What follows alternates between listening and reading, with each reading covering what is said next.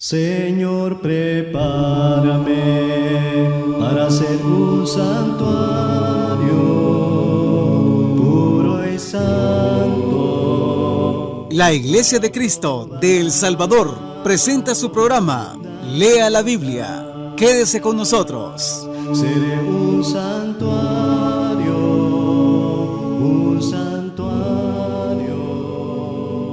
para ti. Habla para ustedes el hermano Alexander Castellanos de la Iglesia de Cristo en la República de El Salvador. Hoy estaré presentando un estudio muy interesante acerca de Génesis capítulo 3, versos 1 al 13. El relato del fruto prohibido de Génesis 3 demuestra los numerosos aspectos de la naturaleza del pecado. Pero la serpiente era astuta más que todos los animales del campo que Jehová Dios había hecho, la cual dijo a la mujer: ¿con que Dios os ha dicho, no comáis de todo el árbol del huerto? Génesis 3:1.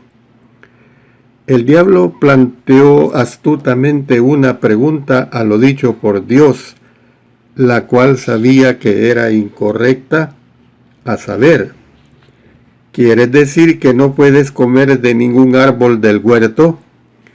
Su cuestionamiento hizo que los pensamientos de Eva se volvieran hacia el único árbol del cual no podía comer.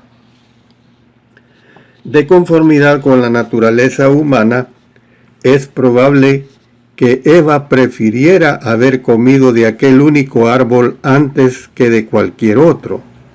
Así es la tentación.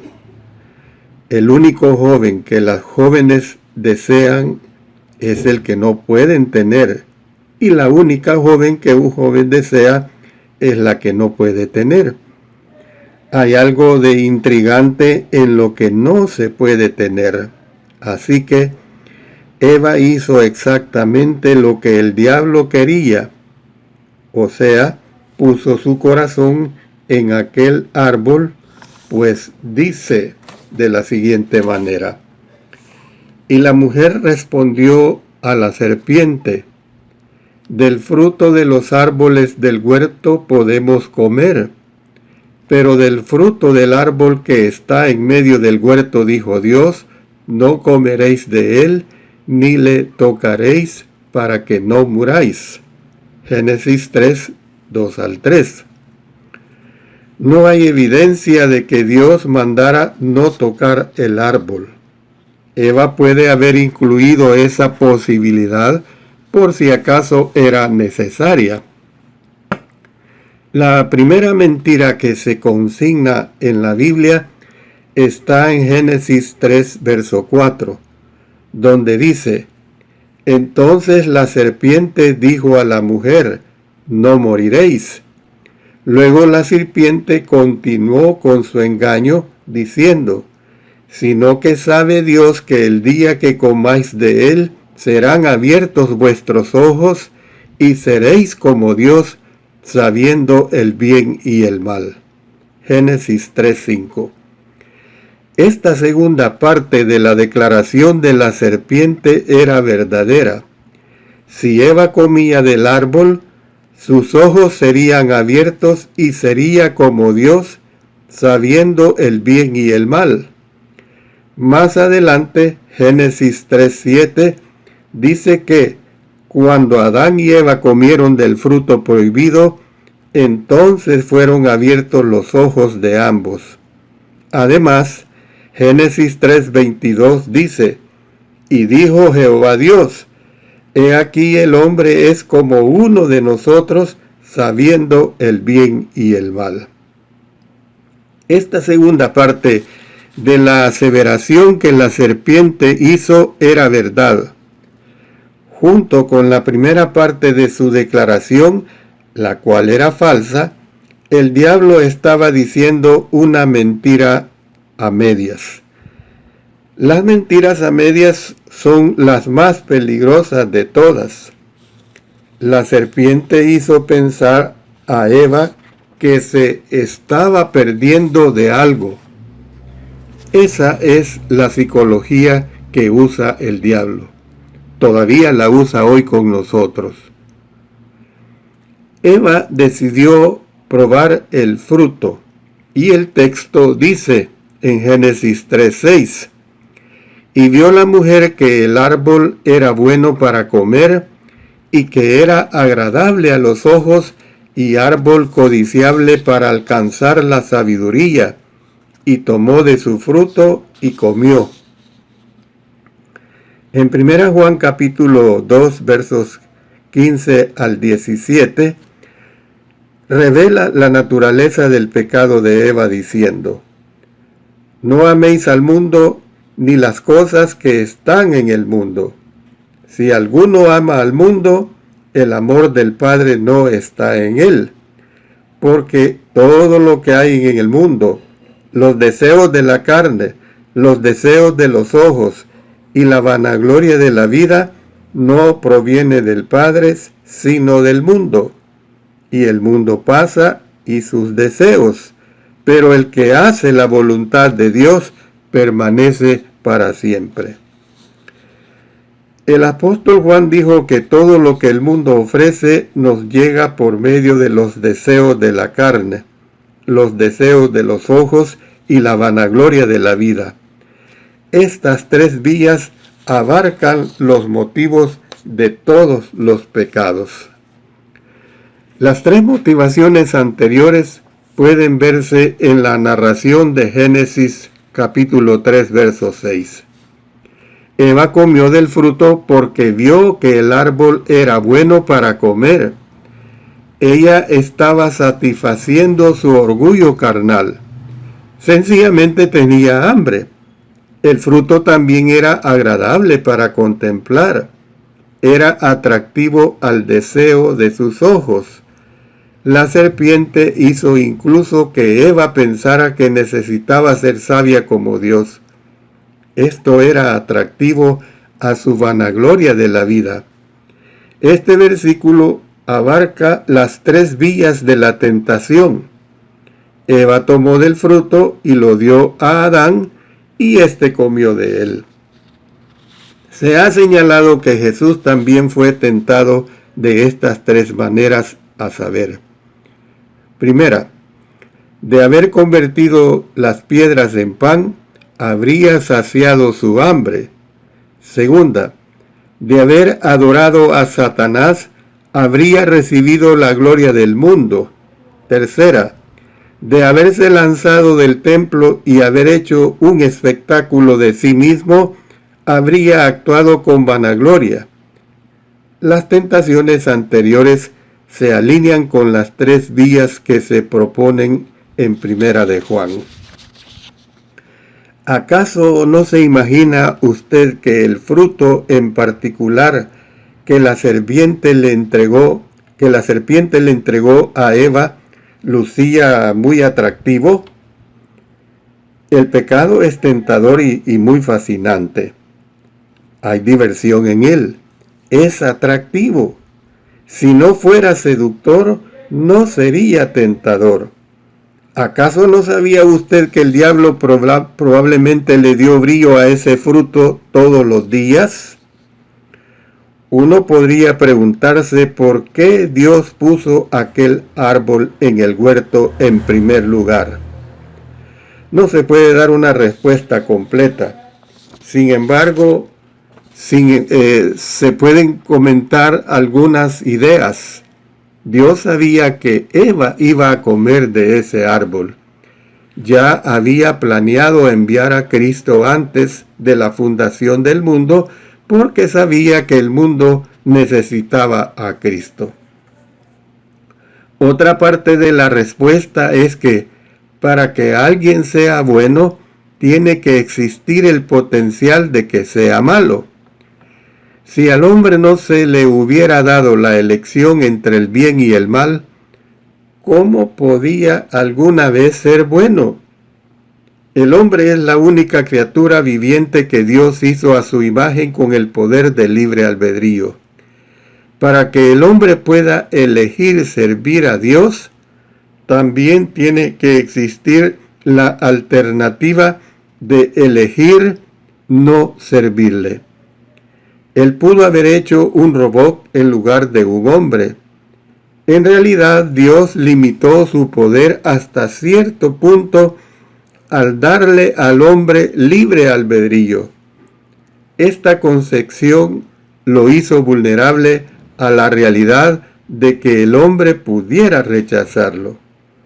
Con el fin de que el hombre pueda tener la oportunidad de ser más que un simple animal, para poder ser bueno y elegir el bien, tiene que haber una alternativa para elegir el mal. En el huerto, esa alternativa estaba en la forma de un árbol prohibido. Dice la Escritura en Génesis 3:7, entonces fueron abiertos los ojos de ambos y conocieron que estaban desnudos. Entonces cosieron hojas de higuera y se hicieron delantales. El hecho de que los ojos de Adán y Eva se abrieron indica una conciencia sexual diferente. Por habérseles abierto sus ojos, adquirieron una actitud vergonzosa o una modestia que no estaba presente antes. Dejaron de ser inocentes. Por eso es que leemos en Génesis capítulo 3 versos 8 al 9. Y oyeron la voz de Jehová Dios que se paseaba en el huerto al aire del día. Y el hombre y su mujer se escondieron de la presencia de Jehová Dios entre los árboles del huerto. Mas Jehová Dios llamó al hombre y le dijo, ¿dónde estás tú? Dios sabía dónde estaba Adán. No lo estaba buscando debajo de los arbustos. Dios quería que Adán pensara acerca de dónde estaba él. Quería que se diera cuenta de que estaba escondiéndose de Dios. ¿Quién se puede esconder de Dios? Nadie. Alguien hizo la observación de que en Génesis capítulo 3, verso 9, se encuentra la pregunta, ¿dónde estás tú? Como resultado del pecado, y que en Génesis capítulo 4, verso 9, se encuentra la pregunta, ¿dónde está tu hermano? Por causa del pecado. El pecado separa al hombre de Dios y al hombre del hombre. Y miren lo que dice en los versos 10 y 11 de Génesis 3. Y él respondió, oí tu voz en el huerto y tuve miedo porque estaba desnudo y me escondí. Y Dios le dijo, ¿quién te enseñó que estabas desnudo? Adán no hubiera conocido que estaba desnudo si no hubiera comido del árbol. La primera vez que el hombre tuvo miedo fue después de que pecó. El pecado produce temor. Cuando el hombre fue descubierto, hizo algo que siempre le ha parecido conveniente a los hombres. Esto es culpar a la mujer. Pues dice, y el hombre respondió, la mujer que me diste por compañera me dio del árbol y yo comí. Génesis 3:12. Sin embargo, algunos han señalado que puede no haber estado culpando solamente a la mujer.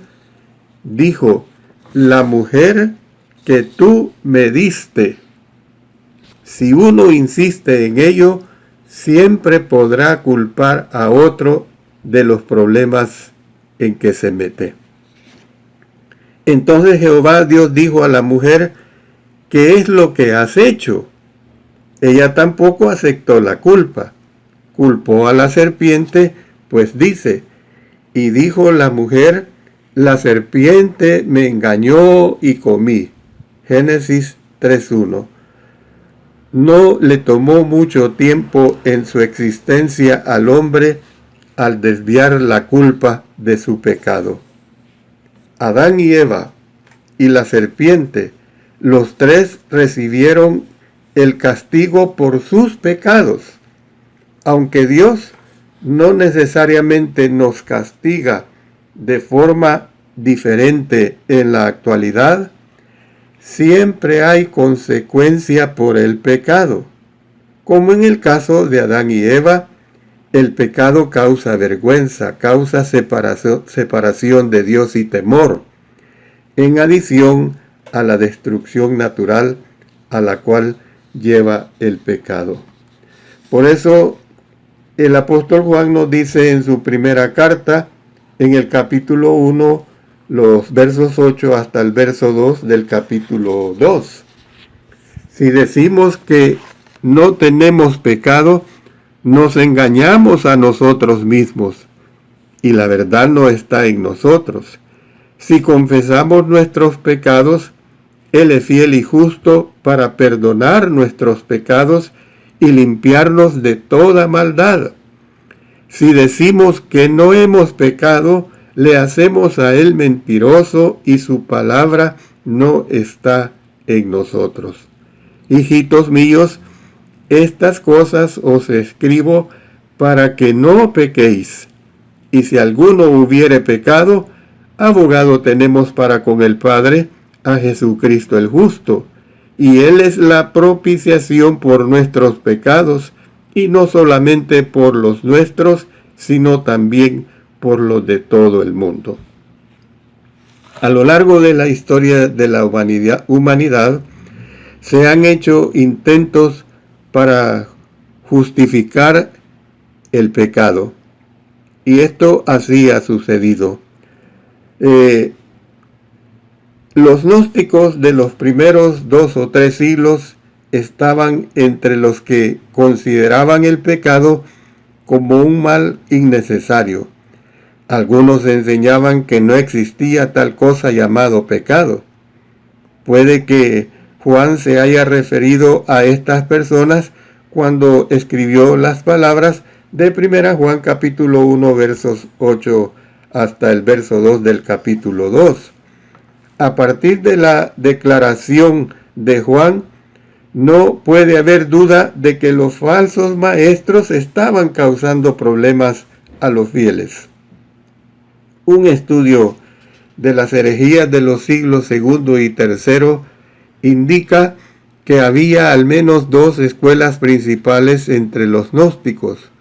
Un grupo consideraba el pecado como un asunto de índole únicamente espiritual o gnóstica. Por lo tanto, existía una práctica de ascetismo que separaba lo material de lo espiritual. Si uno se separaba de los elementos del mundo, se mantenía libre de pecado. Y un segundo grupo de gnósticos, que incluía a los nicolaitas, creían que los pecados carnales no existían para los cristianos ni para los gnósticos. Estos pueden ser a los que Juan se refirió en el texto. En primer lugar, en el versículo 6, el apóstol Juan se refiere a los que afirman que la comunión con Cristo no depende de no andar en tinieblas. En segundo lugar, en el versículo 8, se refiere a los que afirman que los cristianos están sin pecado. O sea, el pecado no pertenece al pueblo de Dios. Y en tercer lugar, se refiere a los que afirman que los cristianos en particular no cometen pecado. En cada uno de los casos anteriores, el apóstol Juan demuestra que estos maestros estaban llevando a los cristianos a una trampa muy engañosa. Acusa de mentirosos a los que enseñan tales cosas. Pero así como sucedió con el inicio del pecado con Adán y Eva, esto continúa en las mismas condiciones. Por eso es que quiero que veamos la realidad del pecado. Como he mencionado en 1 Juan capítulo 1 versos 8 hasta el 2 del capítulo 2, es uno de los ataques más devastadores que tenemos en toda la Biblia contra los que enseñan esta falacia acerca del pecado. Al hacer tal afirmación, no solo nos engañamos a nosotros mismos, sino que también declarar que estamos sin pecados hace a Dios mentiroso. Todo el propósito de la cruz se convierte en una farsa si no somos pecadores. Jesús murió para que pudiéramos ser perdonados de nuestros pecados. Los gnósticos alegaban que toda la historia acerca de la cruz no era verdadera. Alegaban que los ignorantes estaban engañados con tal historia. De hecho, algunos alegaban que Jesús realmente nunca murió en la cruz, sino que Simón de Cirene ocupó su lugar mientras él se escondió de las multitudes. ¿Cómo puede uno negar la realidad y el poder del pecado cuando miramos a nuestro alrededor? Si el pecado no existe, ¿cómo se explica la muerte que la causó? ¿Por qué fue necesario que Jesús muriera? Si el pecado no existe, ¿cómo podemos explicar todo el mal que hay en el mundo? ¿Existe realmente una respuesta al sufrimiento si no existe el pecado? ¿Por qué existe toda la infidelidad y toda la crueldad en el mundo si el pecado no existe? ¿Cómo puede Jesús darnos una vida más abundante si no tenemos problemas con esta vida? ¿Qué le impide a la gente servirle a Dios si no existe el pecado? Las anteriores y muchas otras preguntas no tienen respuesta si no se toma en cuenta la realidad del pecado. Por eso, mis amigos, y este mensaje va sobre todo dedicado a aquellos que andan en busca de la verdad y obedecerla. Mis amigos, el pecado es real. El diablo realmente está rodeando la tierra, buscando a quien devorar. Satanás está de guardia día y noche, tratando de destruir a los justos. Sí, el pecado es una realidad y no debemos cerrar nuestros ojos a su venganza. Por eso hay que entender acerca del perdón del pecado. El concepto más importante de este pasaje no es que somos pecadores, sino que podemos tener perdón. Todos los hombres son pecadores. Sin embargo, no solamente debemos aceptar el hecho de que hay perdón, sino también que el perdón es gratuito. Todos nosotros podemos tener perdón si lo deseamos. La vida eterna es un regalo de Dios. El apóstol Pablo escribió así: porque la paga del pecado es muerte, mas la dádiva de Dios es vida eterna en Cristo Jesús, Señor nuestro. Romanos 6:23. Es propio de la naturaleza de Dios perdonar. El apóstol Juan dice que Dios es fiel y justo para perdonar nuestros pecados. 1 Juan 1:9. El lenguaje de este pasaje insinúa que esta es una característica de Dios. En el perdón se demuestra la bondad de Dios. Si confesamos nuestros pecados, por supuesto, Dios nos va a perdonar nuestros pecados. Esto es comparable a decir que un juez es justo y que, por lo tanto, la verdad prevalecerá. Sin embargo, más allá de lo anterior, reconocemos a Dios como nuestro Padre. ¿No es acaso la naturaleza misma de un padre perdonar a sus hijos sus debilidades? Solamente un padre injusto y sin amor rehusaría perdonarle a su hijo su mal proceder, especialmente si el hijo está arrepentido. Existen ciertos requisitos para el perdón. En primer lugar, debemos estar dispuestos a reconocer su realidad y su verdad. En el capítulo 1, versos 1 al 7, el apóstol Juan nos inculcó la realidad de Dios y de su Hijo. Debemos estar dispuestos a reconocer la revelación del Hijo de Dios. En segundo lugar, debemos confesar nuestros pecados. Juan establece una condición para el perdón y dice así: si confesamos nuestros pecados, Él es fiel y justo para perdonar nuestros pecados y limpiarnos de toda maldad. Capítulo 1, verso 9 de su primera carta. Dios no está ni obligado ni dispuesto a perdonar a los que no reconocen su necesidad de misericordia. En tercer lugar, debemos obedecer su voluntad.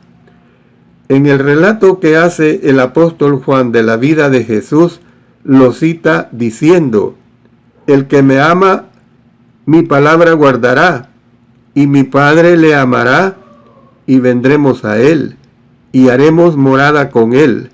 El que no me ama, no guarda mis palabras, y la palabra que habéis oído no es mía, sino del Padre que me envió.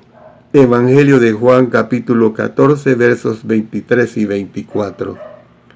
Jesús asevera que se requiere de obediencia para que su Padre y Él habiten en nuestras vidas.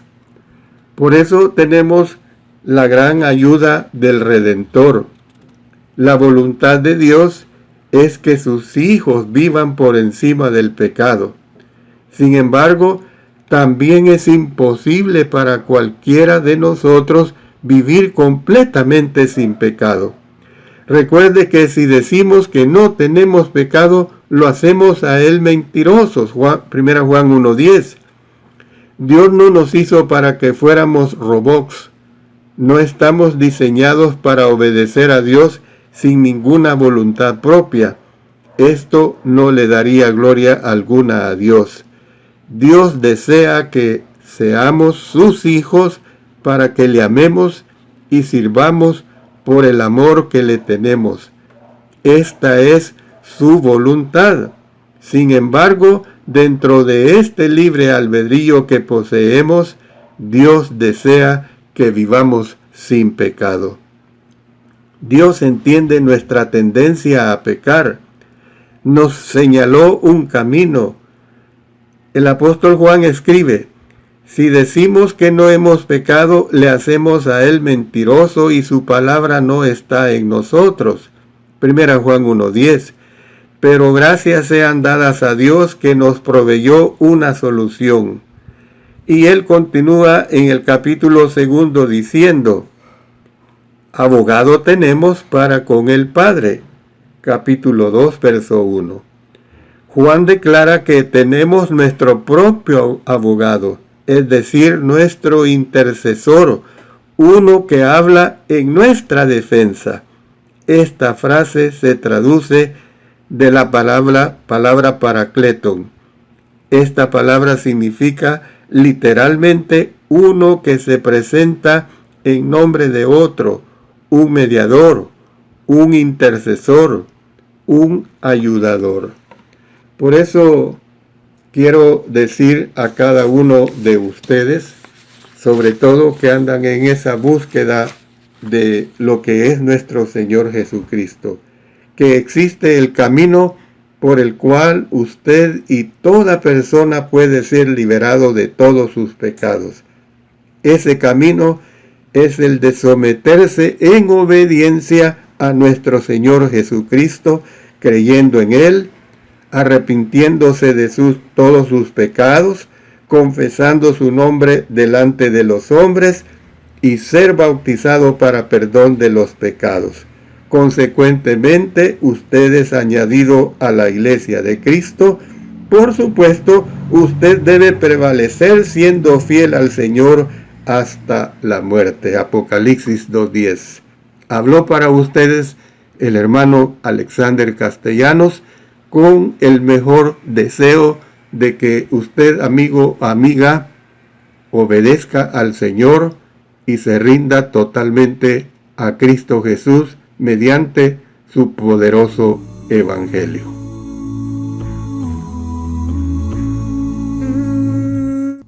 La Iglesia de Cristo en El Salvador presentó su programa Lea la Biblia. Llámenos o escríbanos al WhatsApp para cualquier consulta o sugerencia al 7335-3888. 7335-3888. Consulte nuestro sitio web www.cultivandoelalma.com.